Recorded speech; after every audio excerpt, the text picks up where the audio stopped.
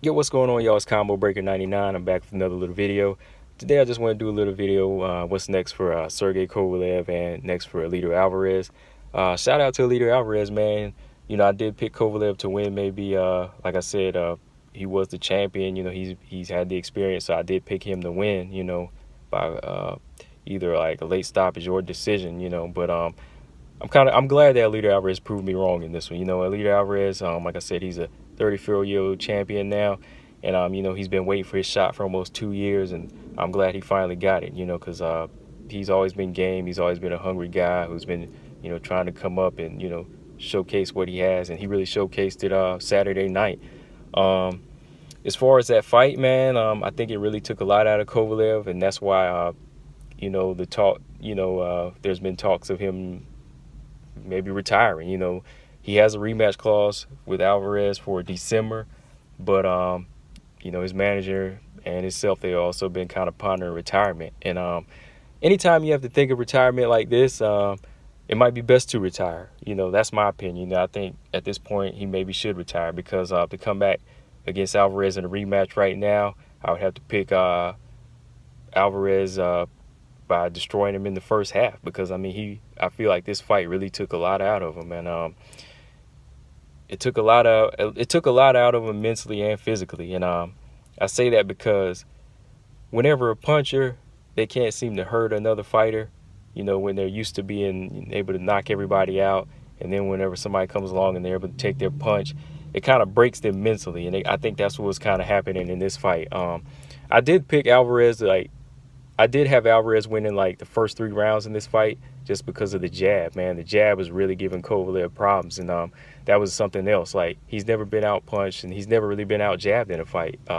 Even in the first Ward fight, he was out jabbing Ward, but in this fight here, he was being hit by a good, solid, stiff jab from Alvarez, very consistently, and there were some give and take moments in those early rounds, but I had Alvarez winning the first 3 rounds, and I don't know what Harold Letterman was thinking, but Kovalev finally started to turn it on around 4, 5, and 6. But the thing is, he was winning those rounds, but at the same time, I think he himself was kind of breaking mentally, because he couldn't hurt Alvarez, And I think that's how you have to be able to beat a puncher. You have to have a chin, man, to beat a puncher, because you're gonna have to take a puncher's punch at a time, and you're also gonna have to be able to dish it out. You have to dish it out as well as take it.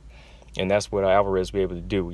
He was getting caught with some shots like round 5 and 6, and 7, but he was staying in there. And I think that's what was kind of breaking Kovalev, because Kovalev was trying to assert the power, but whenever he found out the power wasn't hurting him, he didn't make those adjustments on the fly, just trying to outbox Alvarez, which he was kind of building the lead. According to Harold Letterman, maybe the judges, he could have won the decision, but he was really starting to break himself with those, he's really starting to break himself in those exchanges. And that's whenever Alvarez was kind of able to turn it on and land that hard right hand that just came out of nowhere on Kovalev. And this knockout, it was just as big, man. It was even bigger physically and mentally than the Ward knockout. I think the Ward knockout, or Ward stoppage, was something that really broke him mentally. But because then he kind of had nobody to point fingers at, like John David Jackson again. But this go round, it really, took something out of him physically, because a bigger, stronger light heavyweight was able to take him down. So the competition from here, like I said, it's a lot better.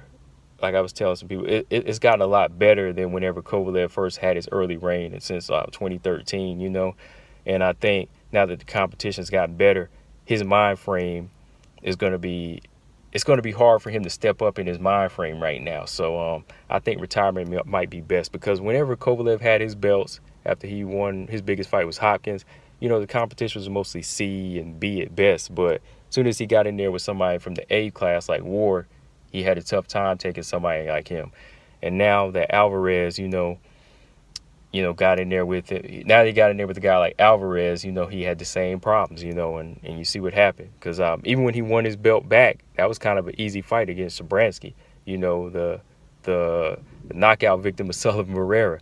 Instead of fighting Sullivan Barrera, he fought Shabransky to get the belt back, which I kind of thought wasn't really fair. And now you kind of see why, man. You see what happens.